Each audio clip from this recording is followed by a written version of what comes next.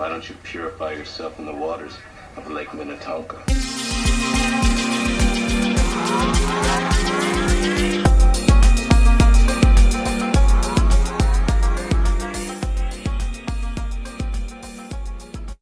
And welcome to EnterVR, the podcast where we talk about everything virtual reality. I am your host, Chris Miranda. Today is a special show. Every show is special, but this one is particularly special because I'm a big believer that we have a new medium of storytelling, a new canvas for which we will be able to tell our stories on. And whether those stories be really serious or silly or hilarious or amazing or epic, regardless, we have a new medium. And here we have a team of people who are putting together an experience that is, to say it's unique is a total understatement. It's mildly insane. It's intriguing. And it feels like I'm right at home with it. Because what I'm talking about, it is Life Aquatic. No, Classroom Aquatic.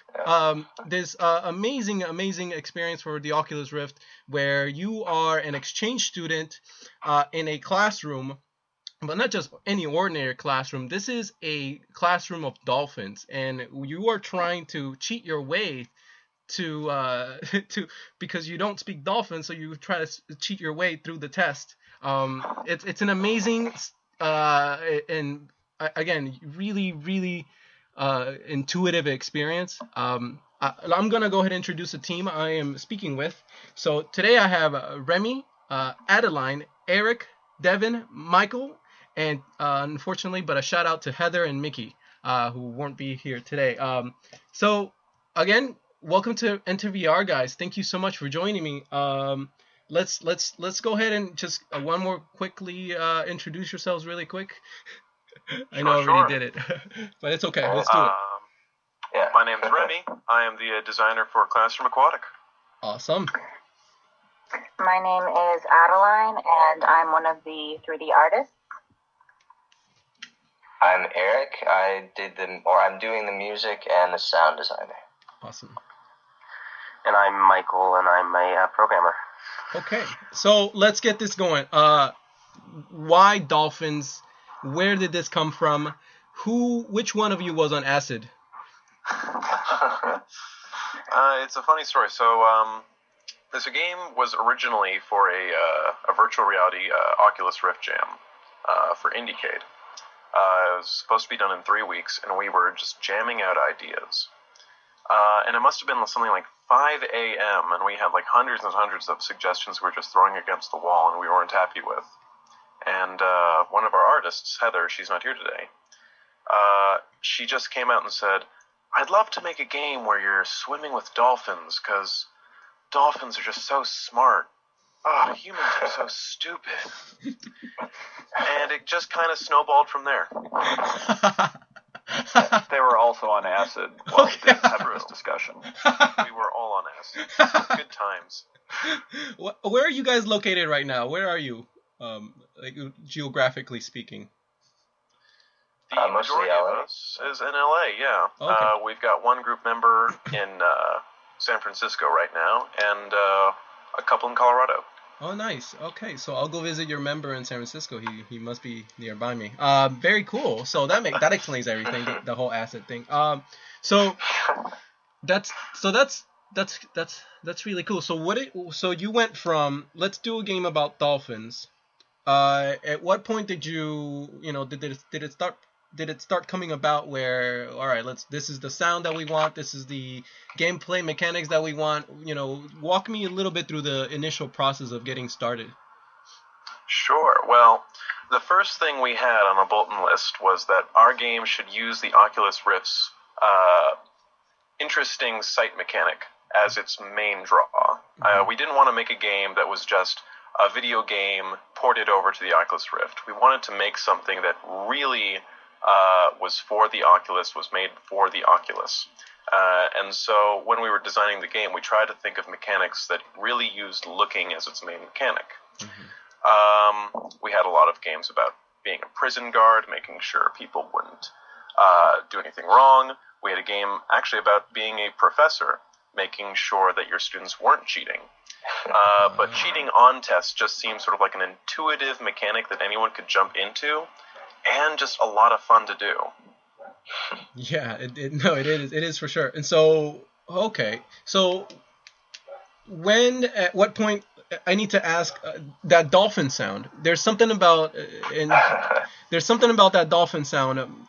One, it makes me laugh, and two, whenever I get punished by the teacher, I get scolded by the teacher, I actually felt like I was being scolded by the teacher. Like there's something about that that actually felt like. And I don't speak dolphin, but if I did, I. Oh, you don't want to. Yeah, you don't want to know what. Where did you guys get the dolphin sounds, and how did you make those? So actually, it was. There are a few different places where that came from. A lot of it I actually made. Don't ask me how. It's kind of don't want to even go through the process, I guess. But I layered a lot of different sounds together.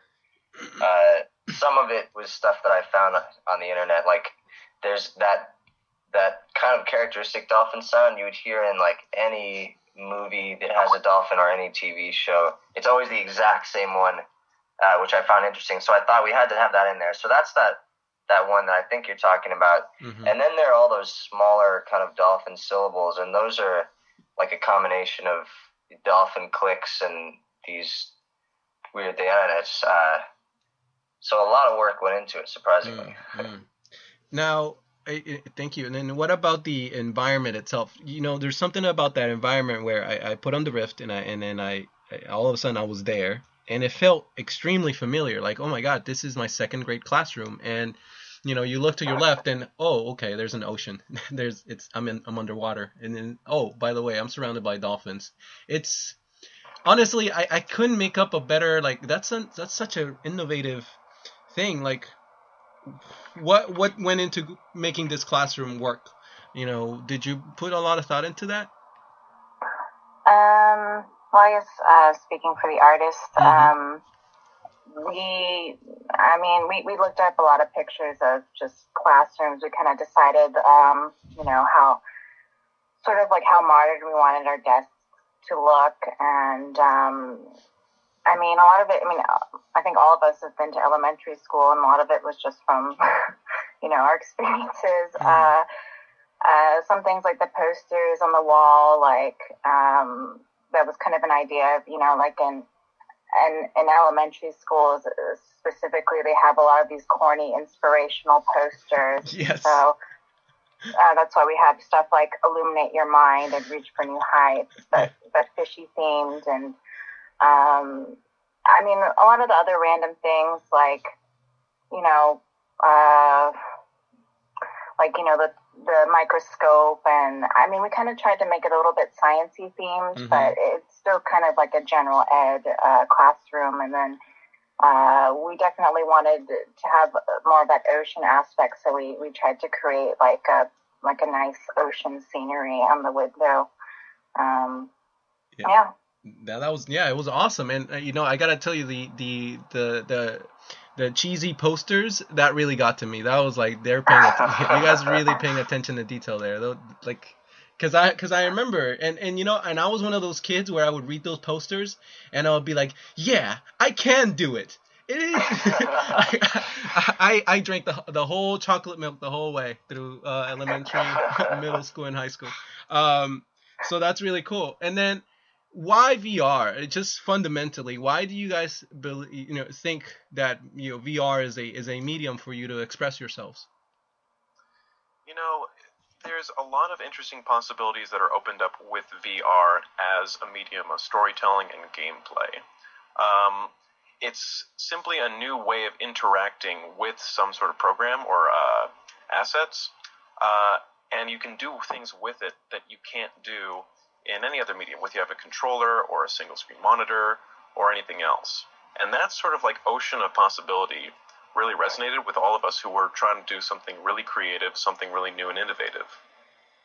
You know, and I have to ask you, you know, and this is fairly speculative, obviously, but in the future, do you think there's going to be a fork in the road for developers and people who want to create things? There's going to be a path in which people are going to be able to, or only going to be able to create things for, you know, 2D interfaces like a flat screen panel, and then there's going to be developers who are only specializing on VR. Do you guys believe that there's going to be, you know, sort of like a fork in the road where there's going to be one type of developer, a VR developer, and there's going to be the other kind of developer, regular video game, traditional video games? Is this what it feels like, or what do you think? I certainly hope that when people are looking at the things they design, that they do take into account the medium they're making it for. Mm-hmm. I think one of the biggest problems with the Oculus Rift right now is that so many developers are confused about what to do with it, Mm-hmm. which is why you see a lot of games that are traditionally meant for monitor play with mouse and keyboard being ported over, basically, through their baseline mechanics. Yeah. I hope that any developer, whether or not they're developing for the Oculus Rift or for, you know, regular computers or consoles, really takes into account what the player will be doing when they make their game. And so I hope there is a skill specialization that emerges with the Oculus Rift. Given the technological and technical limitations that you're working with, what are your biggest user interface obstacles? Why don't you take this one, Michael? Oh. Michael doesn't seem to be online. Dang. Michael may not take this one. Darn. Why don't you take this one, Devin? I'm sorry, I was trying to get Michael back on the call. Oh, wait, there you are, Michael. Oh, I've been here. I'm sorry. I have to click a special button in order to speak. Go ahead, okay. Michael. I can actually speak to that. Can you guys hear me? Yeah. Perfectly. Hear me good? Okay. So, one of the challenges with the virtual reality headset is that we don't want to have the user interface be like part of the headset. We want it to be part of the world, like you're actually looking into it. Mm-hmm. And that creates issues of how are we going to convey certain bits of information, like what you're aiming at, or whether or not certain people can see you without having like a traditional user interface, And so, do you think that these obstacles are a something that could be overcome with more people, more minds at the job, or better equipment? And what do you think? I think they're definitely they're easy to overcome. It just we just have to think about it in a new way, Mm-hmm. and that's part of both the fun and the challenge of it. Is we have to open our minds to this new way of looking at the interface and being trying to separate it into the world, and because when you're playing with the Oculus headset and you put your hand in front of it, you realize your hand's not really there. Mm-hmm. So we don't want to. That's why I'm proud of the controller. Yeah. It's because it means we don't have you putting your hand up there and realizing it's not there. Speaking of controller, ideally, what sort of controller, let's talk about, you have $1 billion budget. What sort of controller do you dream of for virtual reality? Someone else is going to have to get that. Well, $1 billion, man, that can buy like a lot of $2 burritos. Yeah. So the best controller for the Oculus Rift, I think, is the best controller for whatever game you're playing off of it. Mm-hmm. I think that games made for the Oculus Rift can absolutely use the keyboard and mouse, can absolutely use an Xbox 360 controller, or could absolutely just be a look-around game. Mm-hmm. The design of the game itself is going to have to dictate that. Mm-hmm. I know that the head tracking software for the Oculus was soon revealed. Yeah. And that is, fantastic. It has great possibilities for a lot of new style of games along with the Oculus Rift. And it really is about finding the right games for them. Yeah. But if I had $1 billion, heck, let's just get full body VR out. Yeah. I mean, it's supposed to be the future right now, so let's get on that. I figured with $1 billion, you'd probably be able to create the Matrix or hook people's minds inside VR by then. It would be pretty serious cool. cheating. But then, so controller-wise, what about for your game specifically? What do you think? Is the Xbox 360 controller good enough? Is a mouse, keyboard and mouse good enough, or are you looking at, the Hydras or the STEM system? We've been designing around the Xbox 360 controller because it's something in your hands that you, after just a very small amount of play or with a lot of practice within gaming, like the back of your hand. Sure. And it becomes sort of a second nature reaction in order to lean over with the joystick while looking. And making sure that nothing's too fiddly is pretty important when you've got something strapped to your head and you can't see where your fingers are on a keyboard. It's kind of interesting how difficult that is to translate over to a non-Oculus version of Classroom Aquatic, where a mouse and keyboard is absolutely required, because you can't hold a controller one hand and then mouse over with the other very easily. Is it hard to convince developers to work for virtual reality? By now, if you don't know about virtual reality, it's you're not living in reality. Like, you're not living in the world we live in. But like, if you do run into people who aren't that familiar and who can, program, like, because here's what I'm trying to get at. If Oculus is projecting that they'll be able to sell 500,000 units by the end of 2014, that's a modest estimate. And we don't know a lot of things, like when they're going to release it and pricing and all that stuff. But I remember there was a photo on the internet that got leaked, and it was the president talking about, their projections. So for developers such as yourselves, are you seeing this as this could potentially be paying the bills in the future, or is this still a hobby? Is this still something fun that you're doing on the side? What do you think? Well, we certainly hope that it's going to be something that catches on permanently.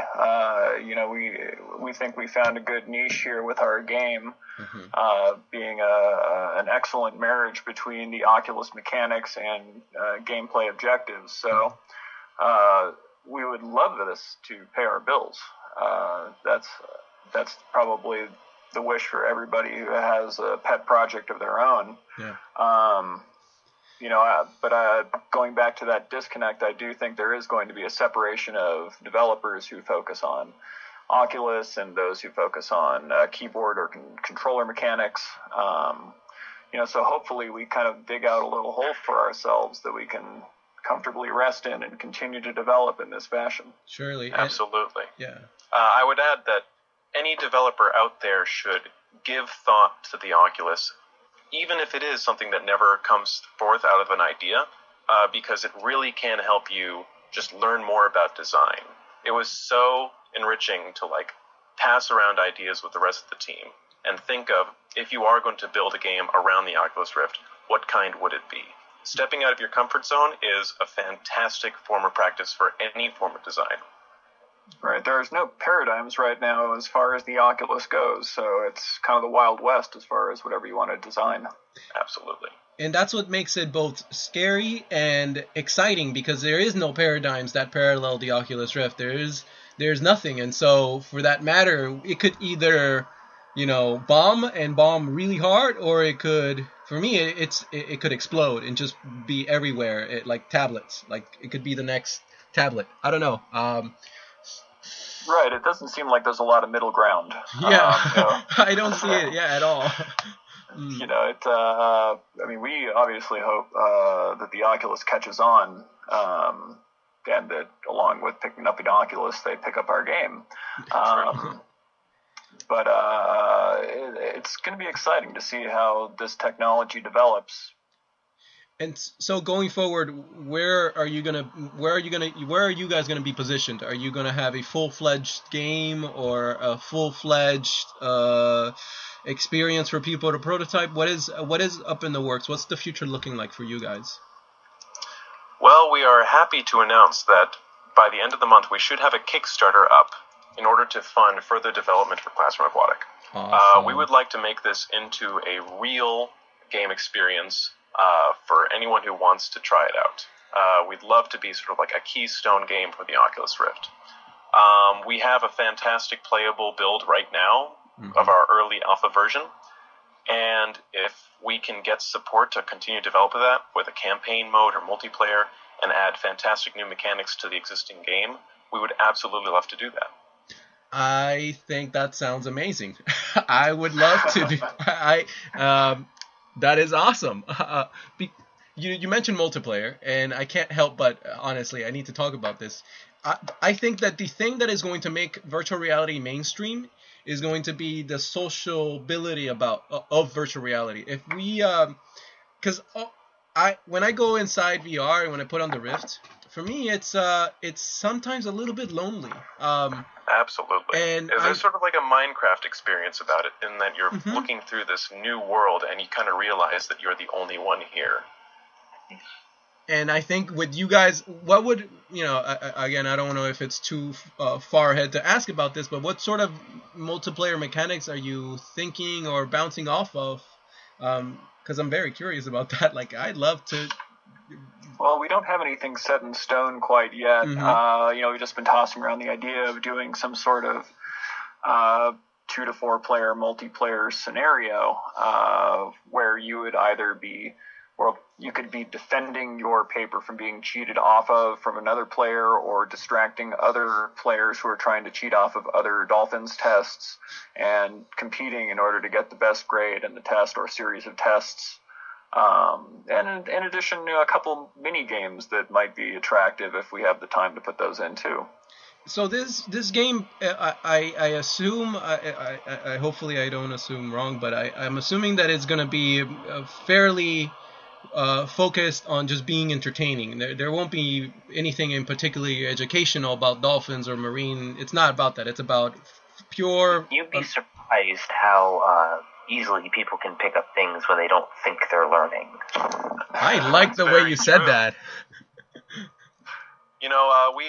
We do want to make sure that this is a full-fledged experience for being in a classroom and not being prepared for a test, which is why it's really important for all of us to make sure that the questions, they're not gibberish. They're actual questions. That if you were a genius, you probably wouldn't know all of them, but if you were a dolphin, you'd probably do pretty well. Now those dolphins, I tell you, if only they had opposable thumbs, it'd be over. Right. It would be over for us. Screwed. They must be holding onto the pencil somehow. Yeah, we need to investigate that. That Classroom Aquatic scenario reminds me of an episode in my life. I first came to the U.S. when I was in second grade from Nicaragua, and I didn't know a word of English. And so putting on the Rift and being inside the classroom and hearing that whack, whack, whack, whack, it was exactly like second grade. It was exactly like learning English. So I feel like, and where I'm going to this time around is empathy. I think here you have a medium to share empathy with each other, to show people, look, this is what it feels like to be an outsider in front of, this is what it feels like to not know what's going on. And I don't know, that's kind of cool. That's a really cool, I don't know if you guys thought about the psychological, aspects of your game. Have you at all? Oh, absolutely. That lonely experience you have with the Oculus single player, we wanted to really emphasize with being in a position that you are not very comfortable with.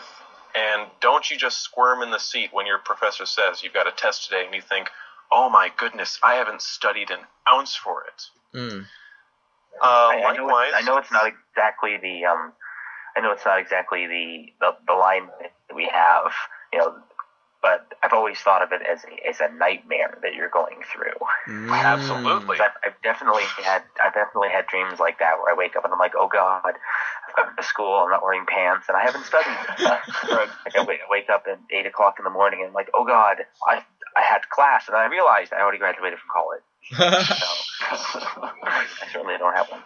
Especially with the empathy, we've made a lot of games that can really show you what it's like to be afraid, or fantastically heroic, or, strategic. And so often we don't have a lot of games that really have these sort of personal, down-to-earth, everyday sort of feelings of inadequacy, of fear, of maybe a little bit of ability to bend your morality just for right now. Mm-hmm. And again, it's just interesting to try and design around these scenarios. I have a small anecdote about that. I think one of the guys who played our game when we demoed it at MagFest, I think for some reason he didn't get our little spiel. He didn't really realize that it was a cheating game. And when he sat down, he was like, oh my gosh, I don't know how to take this test. And then he was like, wait a second, could I just... And then he understood that, it was just kind of this very organic experience. Like, he sat down, he didn't really think it was I don't know if he just wasn't paying attention or something, but he didn't realize that it was a game about cheating, and he kind of discovered that through the fact that, he didn't know, like, how to answer those questions, and then he realized he could start looking around. It has that kind of potential for it. Of course, we are coming out front and we're saying this is a cheating game, you're supposed to cheat, but there's also that kind of aspect of like, well, some people might actually try to take the test and they might not actually try to cheat, And most people do cheat. Most people do. The take-home from that is everybody is dishonest. Yes. Yes. Thank you. That could be an additional challenge mode to it is, can you actually beat it without cheating? Right, there you go. Cool idea. No Google, though. There you go. That's interesting. Someone said something about nightmares. I can't recall, but just now you mentioned nightmares, and I think where VR is going is a point at which people are going to be able to share dreams, because from a creator's standpoint, we've been when I write something, there's room for ambiguity. So for example, the dog is brown. You have a picture of what brown looks like and what a dog looks like inside your mind, not necessarily mine. So with a picture, sure, you can see what that dog looks like. But then what if I could show you the exact place? That's why video games are such a powerful medium of storytelling, and VR is going to be even greater, because now I am the sole master of this medium of storytelling. Now when I tell you the dog is brown, I'm literally showing you what kind of dog I'm envisioning inside my head, from what angle, all these different things. And for that reason, like, I feel like one day, the work that takes 7 people to make to create a Dolphin classroom nightmare will one day be able to be a one-person sort of thing, where sort of like Minecraft, how people by themselves build these worlds. We're gonna be able to create dreams and share dreams with each other. Like, hey, Remy, let me show you that dream I had the other night, and you'll be like, holy moly, get some help, dude. Find a doctor or a therapist. So I don't know if that was too ranty, but I feel like you guys are onto something here. Oh, thank you very much. Just to bounce off that, it has never been a better time to get into interactive storytelling and gaming. We're in a position where even, 7 kooky guys can just get together and make a cool idea and try and make it work. If you think 15 years ago, this was entirely impossible from a technological standpoint, from a business standpoint, and it's only getting better. We have the best video games coming out nowadays than we've ever had, and it's never been easier to allow independent gamers to do exactly what you're saying. We should all be, sharing our dreams, This is just... it's the future. Yeah. Let the robots do the cleaning and the shipping and the driving, and let us just be creators and dreamers and share those dreams and live. Oh, right, communism. So let's. So what about where was I now? What about envisioning things that aren't just games? Have you guys bounced off or thought about more than just games? Perhaps services, virtual reality services, or anything like that, or? We haven't investigated that realm yet, really.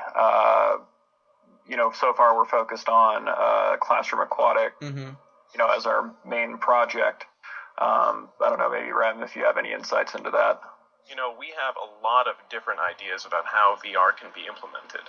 I recently came off a project wherein we were prototyping a way to help upper forearm amputees use T1 Terminator prosthetics. And these things, they're fantastic. They have 5 grip control, they have 360-degree rotation, and it's difficult to use them. That's the caveat. You need something like 200 hours worth of practice in order to really get the sensors working how they do. VR could make that second nature. As well, we have fantastic different ideas for stories that might not even be games. A lot of buzz we had about what we're going to make for the Oculus Rift was an idea of an execution game that a lot of us really enjoyed as sort of a thought project, and we'd like to move forward on that someday as well. But it's not just games. You can do apps, you can do interactive story, you can do independent research with the Oculus that is just a new form of communication. Like we said, it's an ocean of possibilities because nothing's set in stone as of yet. True. What sorts of things worry you or sort of linger in the back of your head that you guys are sort of paying attention to? Are you guys in terms of where this could go bad? Because the future looks really, really bright, but I don't want to delude myself to this potential reality. I want to make sure that I'm covering my bases. Like, I'm already thinking about virtual reality lobbyists. Maybe this community needs to start hiring lobbyists so we can anticipate the rise of conservative family groups saying, yo, slow down, this virtual reality thing, it's the devil. No, we need to, I don't know. What do you guys think? Is there going to be patent wars? Like, what are you guys paying attention to that might be an obstacle in the future? Well, I mean, we're looking at who's going to be the front runner for the VR peripheral gaming headset, I guess. So far we've been developing with Oculus Rift, but there are other people developing this hardware. So I don't think there's any one company necessarily that has claimed the throne yet. Nothing has really been released even. Mm-hmm. So whoever ends up coming out on top, I don't think that's going to affect us very heavily unless we're working closely with one of these other companies. Right now we're completely independent. But it would take some imaginative lobbyists to come up with some sort of anti-VR propaganda. Yeah. I think one of the most dangerous things that VR could happen is not having enough content for its platforms. Yeah. 3D TV was a big buzzword for a while until someone realized that no one was able to make a show that people wanted to watch that was also 3D. If the Oculus Rift doesn't have many games on its platform, that definitely will drive down demand, which means that sadly our team will not be able to develop more games for it. And if the games that are developed for it are not interesting enough, if they fall into the pitfalls of skeuomorphic design and everything is simply a rehash of what would be better played on a single screen, that also could drive down demand for lack of options. It's a big risk. It's something we don't know that might happen well or good. It could blow up or it could bomb, as you say. And that's kind of the exciting thing about being in this position, is it does have a little bit of that gambler streak to it, Yeah, and you guys are right at the front line, right, I feel like you guys are right at the edge of knowledge of what is possible and what feels good inside this new medium. It's you guys are pioneers, and I would, if I were there, I would pat you all on the back and buy you drinks. Interesting. I would definitely take you up on the drink. Okay. So then, I'm thinking about it. So negative. So that was so. All right. So we'll overcome it. What about virtual reality? And in terms of what do you think is going to be taboo to make? People already, it's porn. People say porn, virtual reality, it's porn, But will there be a point at which people are going to be like, all right, this is distasteful, where people, because the one thing I notice is it's so much more visceral to put on the eyes of someone else and see the world through those eyes. And for example, Battlefield 3, I still haven't played it yet in VR, and I don't know how I'll react. I'm a huge Battlefield player, but I'm also I know this is so contradictory. I'm a huge pacifist, and so playing 10 feet away on a monitor is not the same as I'm in there and okay, I just brought down a helicopter. There was 2 men in there, and they both had wives and families, and Right. So in that vein, in that paralleling that, will it get to a point where people are gonna be like, this is too real, this is too much? What do you think? It's really the mediums on which people would develop. They sort of inherit whatever taboo sentiments the public has for them. If people are going to be developing porn for the Oculus Rift, I think people would have the same issues with porn on the Oculus Rift that they would on any other browser if it was just on the monitor. Right. I think that's an interesting question. The scenarios that the Oculus Rift would allow definitely would offer more immersion. But if there was some new sort of taboo that would be introduced due to it being on the Oculus Rift, that would be, I don't know. I couldn't really envision anything at the moment that would necessarily be considered taboo on the Oculus Rift, but not in other scenarios. It would be interesting to see how it transforms these sort of genres, though. Everyone runs into Call of Duty and Battlefield games with the thought of, I'm going to mow down some enemies and feel like a badass to do it. If it really is brought into your face that you can see that what you're doing is killing people, and they take away a new narrative from that, it's interesting to think about how that speaks to the medium itself. Interesting.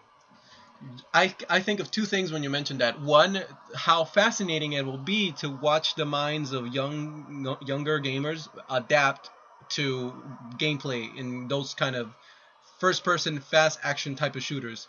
Going from a Call of Duty person who's...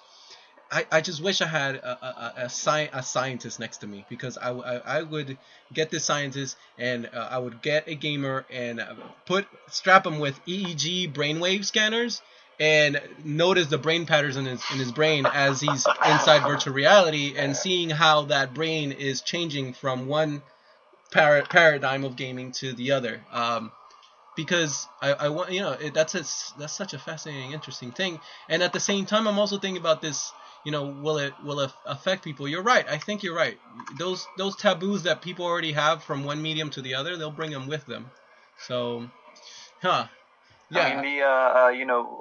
One thing that was kind of interesting, because the mechanics of the Oculus Rift are pretty natural to people. It's just looking around with your head. In the demo that we had at MagFest, when people were looking around the room trying to cheat off of people, they were aware that, the current version of the Oculus Rift, or maybe they weren't, but I think most people were aware that it didn't have the positional head tracking.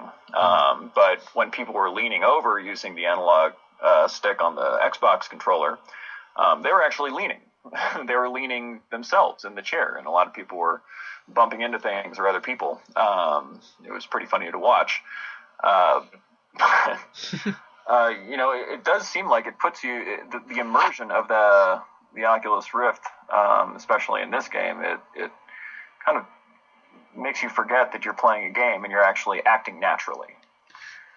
Yeah, it's I think it sounds kooky to say this, but millions of years of evolution, and I don't think the human brain was quite ready for the point at which we would be able to do something like this to it, because it's so easily just optical illusions. If you just look up any optical illusion, it's so easy to trick the brain. The brain, for as amazing as it is, this supercomputer can be quite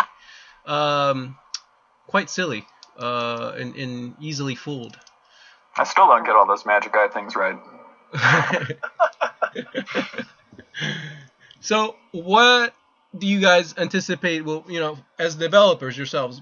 I know John Carmack has been talking about developing for Android as well. How do you receive those news? Will you guys be able to adapt to Android in the future, or are you dropping your anchors on PC and Steambox? Oh, this is a Michael question. Yeah, that was a good question for me. Well, I am in my day job a Android and iPhone developer, and so I am currently involved in Android development, making Android games, making iPhone games. So that is kind of my original forte coming into this project. Nice. So I don't anticipate any problems in that regard or difficulties. Do you think so? Developing a game inside with Android and make it a virtual reality game, so that I can play it off of my tablet one day, like Carmack says, that won't be a problem. Well, that is definitely something I even have been talking about recently, is using the phone as kind of like an augmented reality, just to kind of get it out there on another platform, is where you could hold the phone up and you could look through it in order to perhaps see what you would be looking at. And indeed, if we could bring a VR headset, or even just VR in any other form, to mobile devices, then like if we get the Oculus, it would hook up to a phone in some way, that would also be possible. We'll have a cheaper version also that's just like a empty pair of glasses that you can slide your tablet into. So it's almost like you're there. Nice. I like that. I would buy that. Yeah, I definitely feel like it's our job as developers to provide the customers, users, with all sorts of different ways to play the game, and then they can decide if they want to play it on the Oculus and they feel like that's the premium experience, then we're definitely developing for that. But I also feel like not everyone is going to have access to that, so we want to give them, we still want to give them the game. Like, the game also matters to us. Absolutely. I'd like to add to that today we have our Windows and Mac and Linux versions all available. Wow. Well, that sounds amazing. And everybody get out there and download those. Now you have no excuse. That's awesome. Looking forward into the future, and this is what I do all the time. I'm a time traveler. I'm always thinking about the future. I wonder where will it get to a point where you won't be able to, because of all the virtual reality adjustments, because let's say you go a year from the release of the Oculus Rift, you guys are realizing that, okay, it's not working, we need to make the UI seamless to a point where it's only going to work in VR. Are you willing to take that leap? I mean, assuming, again, a year into the Rift and saying, with all the development experience that you'll have, would you? Absolutely. Yeah. If it's the best fit for the medium, then we would certainly develop towards that. Mm-hmm. Oh, okay. I mean, admittedly, the keyboard and mouse version of Classroom Aquatic is not as fun as the Oculus, but we want to make it available to everybody, since there is no Oculus commercially available yet. Yeah, definitely. What would be like a fair, in you guys' mind, and this doesn't necessarily have to apply to Classroom Aquatic, but what do you think Oculus will, or whoever makes games, what do you think will be the pricing for games once the Oculus gets released? Probably the Firstborn and Mind of Blood. I'll go with that answer too. Well, I have to say that working with the Oculus, they've done a really good job of creating a plugin that just pretty seamlessly integrates into controlling the camera for us. So I don't necessarily see that as adding adding to development time, but like we were discussing, changing the interface and designing the game around that might make development take longer, and so that might add to development costs in the long run. Speaking of Oculus, one more time, with the Crystal Cove version, there's a camera now set in front of you. Will that affect the gameplay of Classroom Aquatic? We are super excited to try that out, to see if that really does help with the leaning mechanic. As we said before, when people play this game, they have a natural inclination to lean along with leaning with the controller stick, instead of just sitting stationary in their chair. If we can integrate that lean in as the controller mechanic, that'd be just a little more, VR reality for them, and a fantastic reason for them to clean up their play area, because You don't gotta knock down to something. Right. Nice. Huh. What about the implementation of the distractions? I remember you throw the erasers, and I would get immense satisfaction from seeing a dolphin go wow. It was really satisfying. Will there be more sort of other gameplay approaches to distracting the teacher, or will it be just eraser and? There will absolutely be more things that you can do to throw erasers at. We want the world that you live in to feel as if it's something you can have an effect over. Mm-hmm. You're in a scary situation that you have no control over, that you have to take a test that you can't retroactively study for. Mm-hmm. However, we do want it to feel like you have some effect on the world, that you can help gain some advantage to your situation. So far more objects that have sort of special effects when they are hit with erasers. More strategy involved when you throw erasers at fellow students, just to give you some form of control over the very scary experience you're going through. Yeah, it's scary indeed. And you know what else? I applaud Classroom Aquatic, because I think what will make virtual reality mainstream is not just developers going out to outreach to hardcore players who only like first-person shooters and only like, really crazy games. Classroom Aquatic is one of those games where my 15-year-old cousin can try it out, and she doesn't even like video games, and just because of just the effect of her being inside a classroom filled with dolphins, I feel like she would just stay there, assuming of course it would be an HD Oculus Rift. So again, sure. It's a really cool approach. Like, you're not thinking about your target audience or at all. You're just making something really fun. Are you, or what's happening in there? Well, our target audience is pretty broad. When we went to MagFest, we had a pretty good reception, and there were all sorts of people who came to try it out. Mm-hmm. This project began again as a Oculus Rift VR jam, and it being a new medium, these guys had much more freedom with which to just develop something new and kind of unheard of. But this particular game, we weren't planning on targeting a specific audience. It just has this general mass appeal, I think, one, because dolphins are cute, mm-hmm. and two, because it's such a natural environment for you to be in, a natural scenario. Everybody's been in school, everybody's looked around a class and tried to, well, maybe not everybody, but people have definitely been in this situation where they've had to cheat, so it's very relatable. Yeah. On a more serious note, when the full game comes out, will I be able to experience a full-fledged dolphin orgy? Absolutely. That'll be in your copy, and you can pirate it as you please. Yes. My life is complete. Thank you.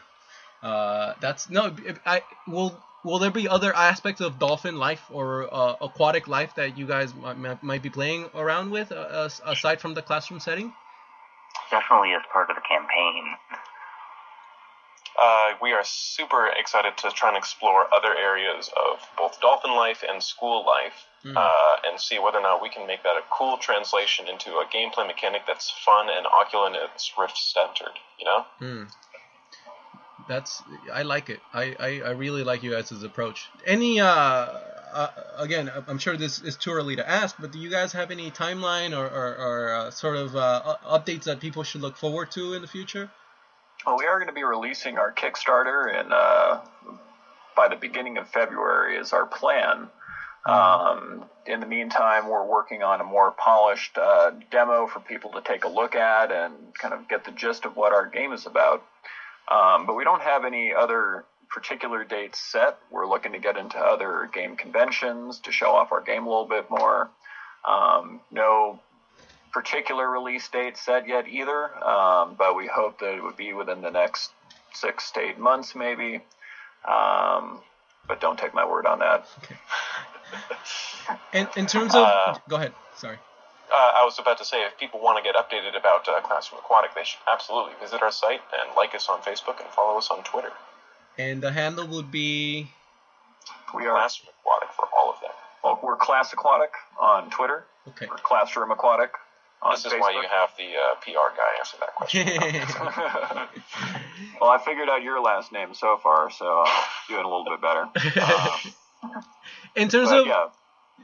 sorry, go ahead. so in terms of game development, have you is 7 people enough for the sort of experience you're putting together, or do you find yourself, man, I wish I had another guy, or man, you know, I wish I didn't have another guy? What do you think? What's your take on that? Well, we'll say this here, you know, first and foremost, we're going to get rid of about half of you guys. Yeah, surprise. So go ahead. I'll let one of the developers take a shot at this one. What do you think, Adeline? Did you like making art with the amount of people we had? That was pretty good. I think Mickey probably needed some. I think he was just getting really tired. We called him the Dolphin Animator because that's what he did for about 3 weeks straight, and was making sure the dolphins were working right. I mean, I think 2 people for the environment, maybe another animator. I don't know. I see. I mean, we did okay in 3 weeks with what we had, and I think more help would be cool, but we can swing it. I think if we just have the people that we have.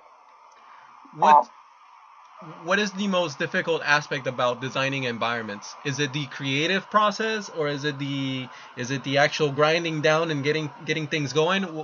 Can you enlighten me? I think it was actually the grinding down and getting things going. I'm actually primarily a 2D artist, and I actually was kind of like learning some things from the other 2 people who were a bit more proficient in 3D than I was for the project. And I mean, 3D can be a pain in the butt. It's things just go wrong, you know. You have to have a really good pipeline. You have to make sure a lot of things are correct within Maya, and there's a lot of little steps that you have to take in order to make things work right and look good. So, I mean, without going into too much detail, it was definitely making all the little bits. So, yeah. Let me ask you, Adeline, about really quickly. There's this software from SixSense called MakeVR. And what have you heard of it? MakeVR?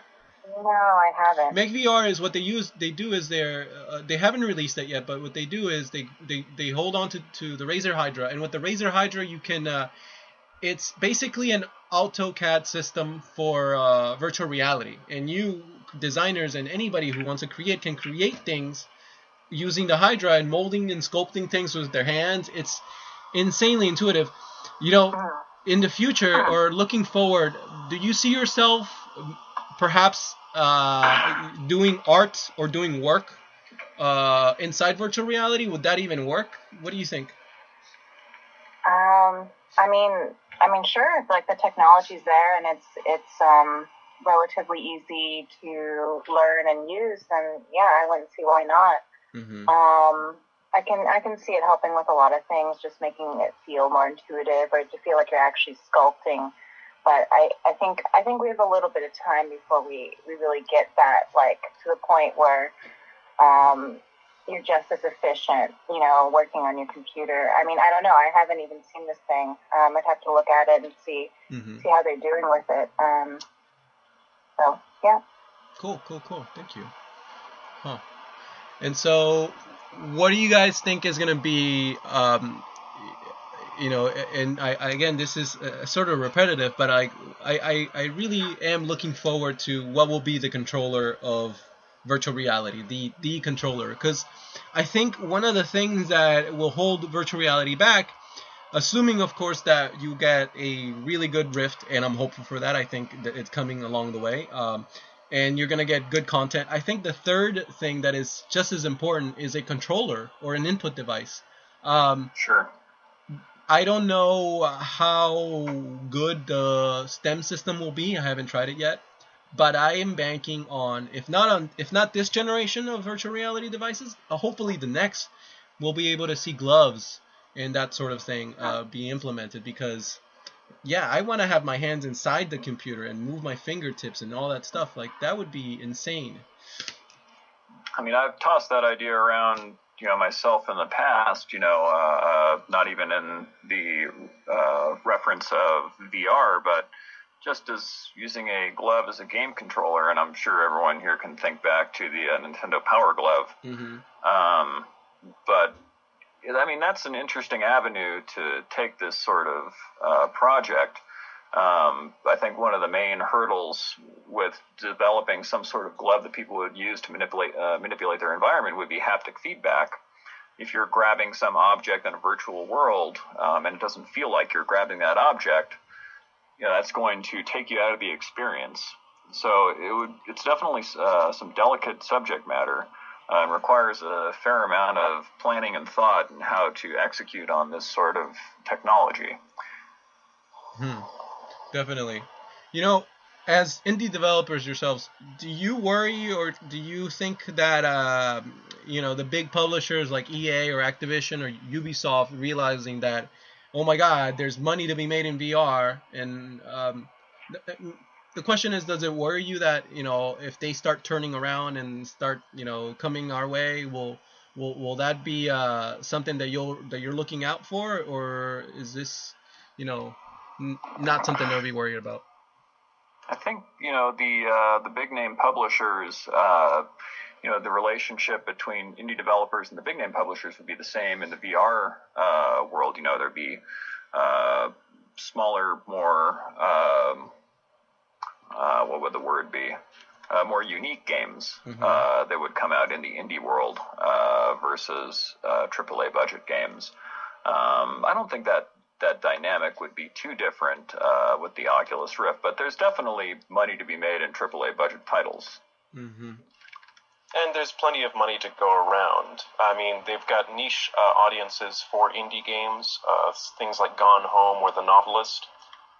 And they've got fantastic feedback for Battlefield 3 or, the Call of Duty games. Really, there's room for anyone to come on in and say, I'd like to carve a little piece of my own. Yeah, when you mention money, yeah, there is a lot of money go around in terms of the game industry. Especially because, I don't know if you guys read this report. There's this report coming out, or that came out, that it's projected that the game industry will be worth $111 billion by 2015. And that's not even accounting to the fact that China has now opened up to game consoles, and people will be able to start buying consoles in China and video games in China, period. So, yeah, it looks like it's going to be, yeah, it looks like it's what it is. Movies are on the way, I think, in my opinion, that by 2030, 2040, who knows? People like me or people who are being born into the 21st century, I think they're going to be people who are going to become hard to impress. And, Sure. Someone who's born in 2000 or 2001 and they're 19, they're 20 by 2020, they don't have the same expectations to be blown away as someone that from 1980, 1970, 1960. So my hypothesis is that movies are on the way out in the long run, and interactive media is going to be the thing that will define storytelling for us. But who knows how long that will be, because people are really hard to impress, and this is why I think virtual reality will be popular, because gamers today aren't very impressed with the current state of consoles. And I don't know, what do you guys think? Are you happy? Are you content with the current state of video games in terms of the innovation that consoles have and PC games have, or are you ready for something new, like me? I think a lot of people were waiting for some disruptive technology to be introduced that's going to change the experience that people have with games. There's been a lot of regurgitation of the same themes, that have been tweaked or refined, a little bit. And this is just an inevitable step in gaming development, just specific for gaming. Movies and other interactive media definitely will find their way into the Oculus Rift. But I think, the gaming market, while there are a lot of exciting games coming out, has somewhat stagnated. And this is going to provide a new, fresh perspective for people on which to develop and play their games. Yeah, it's definitely not about having the best graphics anymore. I think, you know, we noticed in the past, like each console system, you know, had better graphics, and that was one of the big like draws to it. I don't think that's quite enough. Like what Devin was saying, people want something a little bit different now, a little bit fresher. Yeah, absolutely. And the fantastic thing is that now that there is a demand not for greater graphics or more, you know, polygons or more colors on the screen, the people are demanding either innovation or finely honed, finely tuned gameplay. And, you know, we still read books nowadays, and the books that we read nowadays, you know, they find interesting stories to tell, and they find interesting ways to tell them. As mediums age, there's always more people who become more nuanced within how they tell their stories. And we gamers and moviegoers and book readers and everyone else who's someone who likes a specific medium, the more they indulge themselves in that medium, the more nuanced they become of it. And so gaming has grown since its inception. You know, we are becoming a little more able to pick out the diamonds in the rough nowadays. Yeah. And so it's all good. You know, I say that today we are having, you know, the best games ever made now are coming out. In 30 years, it'll be better than now. Oh, yeah. I think it was interesting how you mentioned before, you know, people being born nowadays in the 2000s, you know, who are going to be 20 in 2020, they don't have the same frame of reference that we grew up with as far as video game development goes. You know, we've seen a lot of the pitfalls and a lot of the successes, you know, on most of the consoles. And I mean, it's, you know, when a new genre of music, you know, comes up, there's going to be, you know, very differing opinions, and certain people aren't going to be very impressed by, you know, X, Y, or Z. But those who have seen the advent of these technologies or these genres, you know, they can appreciate the difference that it provides to, you know, that medium, to that gaming experience, or to that musical genre. Yes, indeed. Yeah, I for example, I remember the day that first was able to play Super Mario 64. The day that I was witnessing 3D graphics for the first time. I'll never forget that day. It was glorious. And so that same sensation, I never got it until I put on the Rift. That familiarity of like, oh my God, I'm somewhere else. Like that didn't come until like what was it, 1996 when I first to the Rift, 2013. I'm not good at math, so yeah, a long time, and it's crazy. Like it's finally here, and you know, going back to what Adeline said, you know, innovation it just you're 100% right. Innovation and create. It's not just graphics.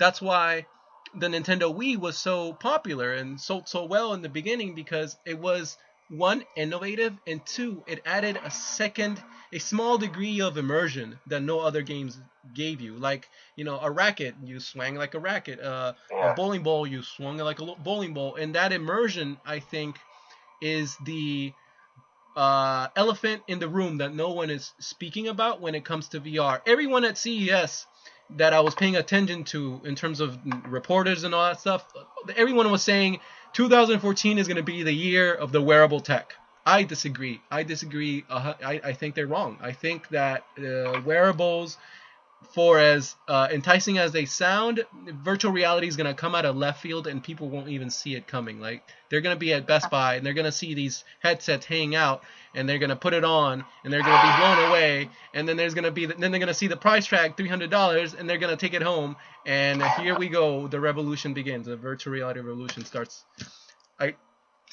It's crazy. It feels so tangible that that it's about to begin, and so close that you can taste that $111 billion. Yeah, and who knows, maybe even more. Again, China just opened up, and those numbers didn't reflect what China will be able to bring in.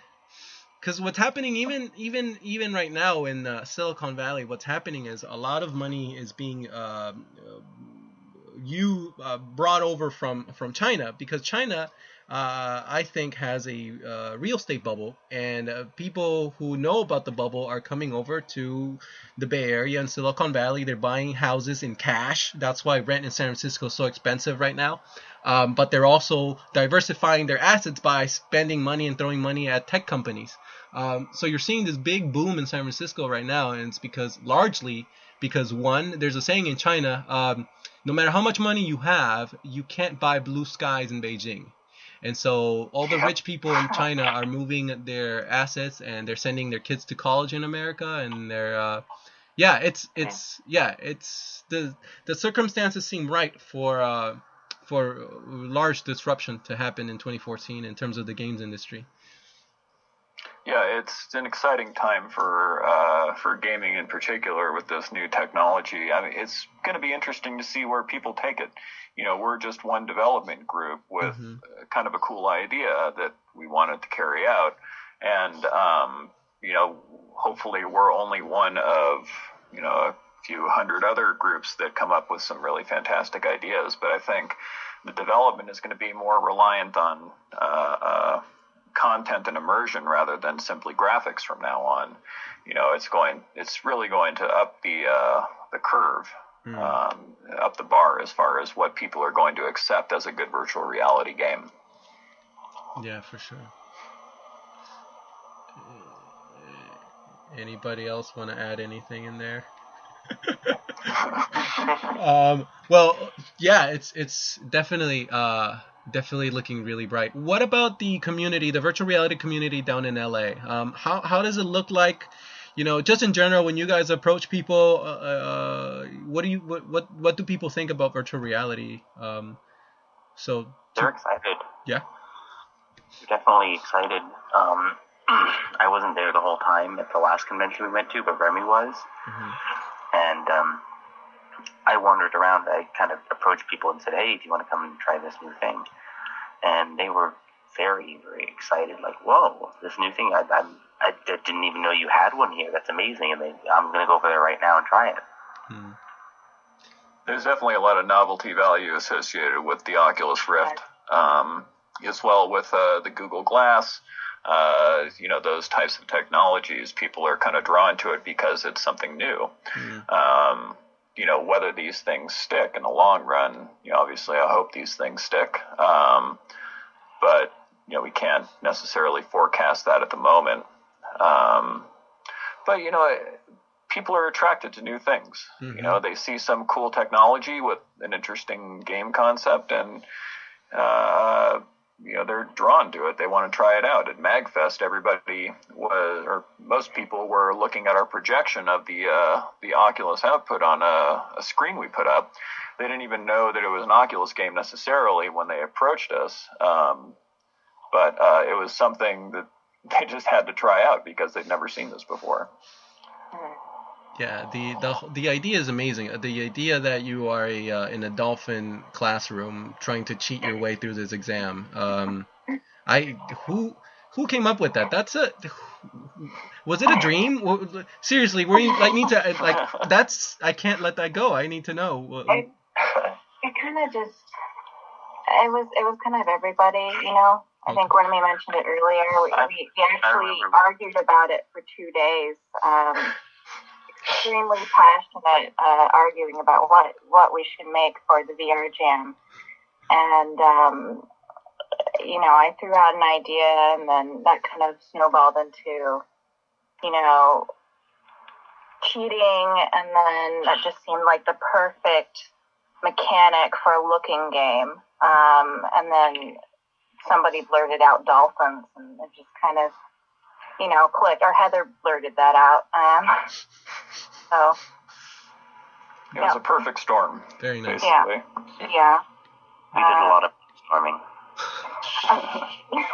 Of course, it was. I always felt like it was one of those ideas where I don't think we really knew what we had, you know, when we were working on it. It was I don't know. I think the reception to the game after MagFest it really blew me away in terms of just what people were saying. I could have never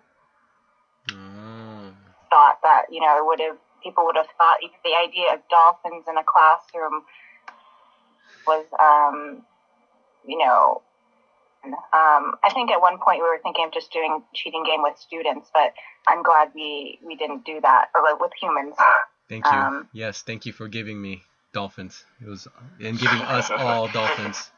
Because people, when I tell them, hey, I'm about to interview, these guys that created this classroom of dolphins, and they're like, who, what are you? They're like, they laugh because immediately it's like, it's like giggle, like I can hear like classroom of dolphins, you have to cheat, giggle, like. Yeah. Right, it's like dolphins. Why not? Oh yeah, I like that a lot. Why not put some dolphins in there? What about applications? So you mentioned, yes, consumers. Right now you're focusing on consumers. Has that ever crossed your mind to create virtual reality experiences for companies or businesses or industries or private sector at all?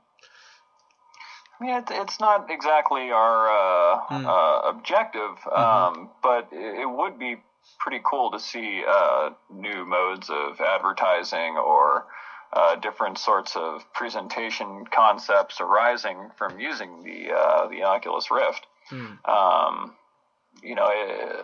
As it stands right now, the gaming community is blowing up over this for obvious reasons.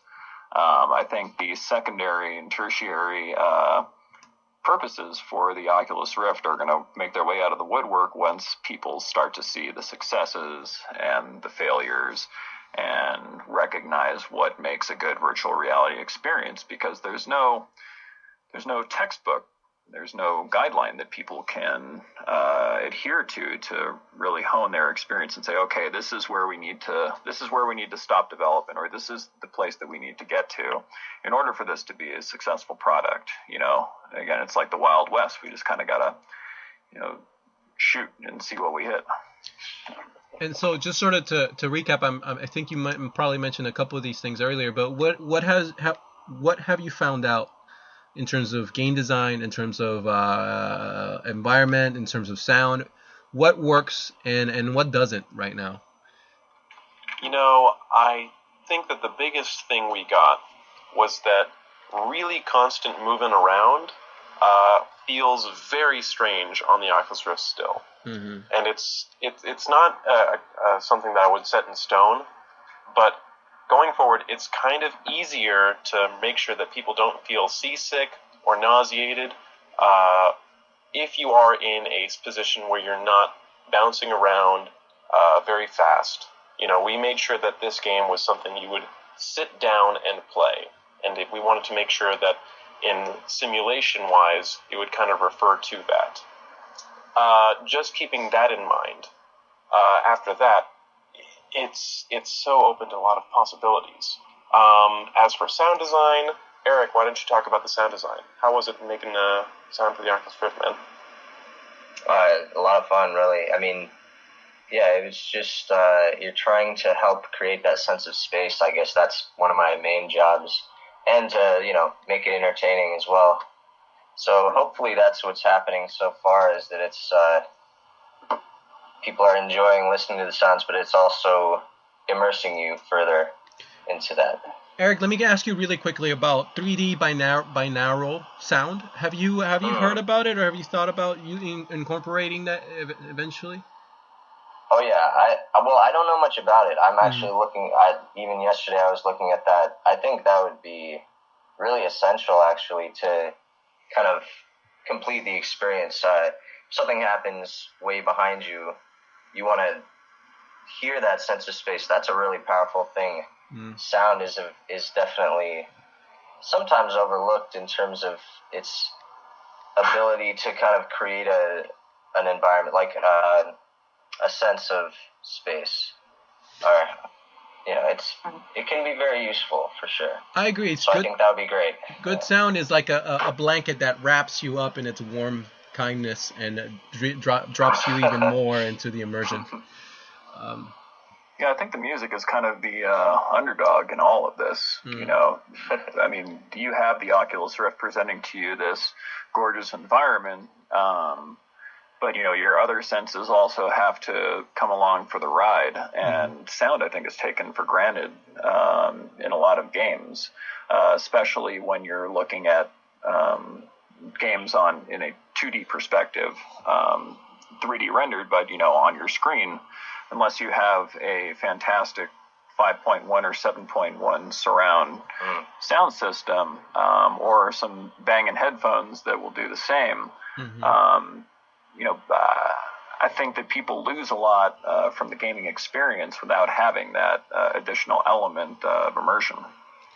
Speaking of sound, and just in your senses themselves, so you have vision, you have audio through your ears. What about speech? Have you thought about speech?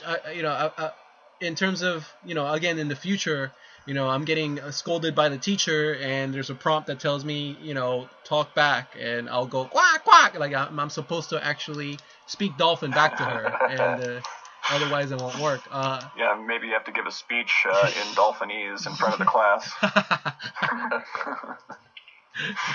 I mean, that's really an interesting idea. You know, I don't think we thought about incorporating a microphone into this. But, you know, maybe that would be extra credit you could do for bonus points on your test. Oh, yeah. Awesome. Very cool. Well, I am I have about reached my time here. Remy, Adeline, Eric, Devin, Michael, Heather, and Mickey, who are not here. You guys are awesome. Thank you for joining me today on talking about your awesome game, Classroom Aquatic. Again, how can people find out more about your game, and where can they get more updates? You can go to www.classroomaquatic.com. You can check us out on Facebook. We are Classroom Aquatic on there as well, and we're Class Aquatic on Twitter. Keep an eye out for our Kickstarter that should be launching at the beginning of February, and more demos are soon to follow, and hopefully a couple other goodies in the meantime. Very cool. So let's run down the line, and any quick shout outs or any last comments you'd like to say, and yeah, we'll wrap things up. I just want to shout out to all my fellow classmates at USC. You guys are freaking awesome.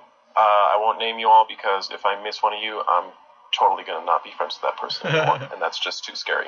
Okay, well, after you said that, all the UCLA people on the team. Shout out to the UCLA game lab. We're not exactly a team divided. It's actually probably like 90% UCLA and one USC sucker. That's yeah. Yeah. Go Game Lab at UCLA. And I don't know, anything else you want to say? I'd like to give a shout out to my mom. Hey, Mom. Say hi to Dad for me. I'll talk to you guys later. All right. And definitely a big shout out to this team. These guys have put a lot of hours into this game, and it's looking great. Again, you guys have been amazing. Thank you so much for your time. You have been listening to EnterVR. Thank you, Florence Yuen, for referring me to these awesome people. Have a great day. And that's it. Thank you, guys. Thanks very much, Chris.